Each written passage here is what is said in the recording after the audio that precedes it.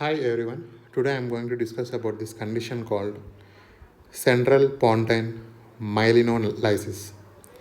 It is also known as osmotic demyelination syndrome. This osmotic demyelination syndrome, this term is preferred than central pontine myelinosis because it occurs in a hyperosmolar state.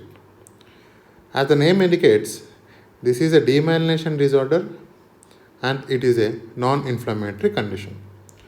So, what are the causes of this disease? Malnutrition, chronic alcoholism, and in patients with hepatic insufficiency, this can occur. And most importantly, the rapid correction of hyponatremia will result in this condition. So, consider serum sodium levels. The normal levels of serum sodium are 135 to 145 milliequivalents per liter.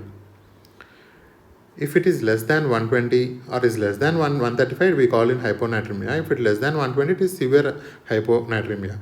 So if we rapidly correct it, it may lead to this osmotic demyelination syndrome. So hence, the correction rate should be less than 8 to 12 milliequivalents per liter per day. In 24 hours, only 8 to 12 milliequivalents per liter should be corrected. And if in conditions like hyponatremia lasting for more than 48 hours, the correction rate should be even slower. That is, it should be less than 6 to 8 milliequivalents per liter because the risk of getting this condition is more in these patients. So if we rapidly correct the sodium levels, after a few days, the patient may present with confusion, dysarthria, and gaze disturbances.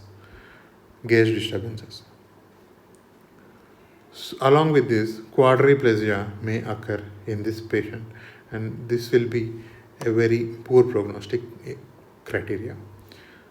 Coming to pathology will be demyelination without inflammation. There is no inflammation in this condition, only demyelination will be present.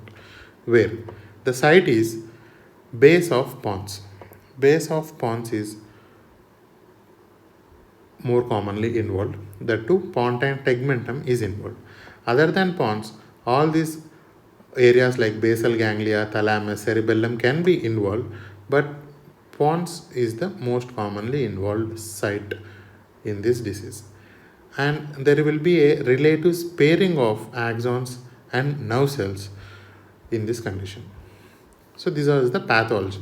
So MRI brain is the study of choice in which we can see the hyperintensities wherever the demyelination is there.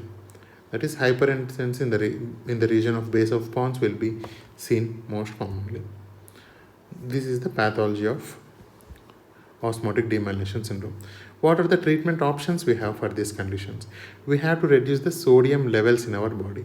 That is to reintroduce hyponatremia, or if the patient is hypernatremia, we have to get him into eunatremia. So how we can achieve this? By desmopressin or 5% dextrose solution. What this desmopressin acts? How this desmopressin acts? It usually acts on V2 receptors on collecting duct. V2 receptors on collecting duct. By acting on V2 receptors in collecting duct, it translocates the aquaporin channels.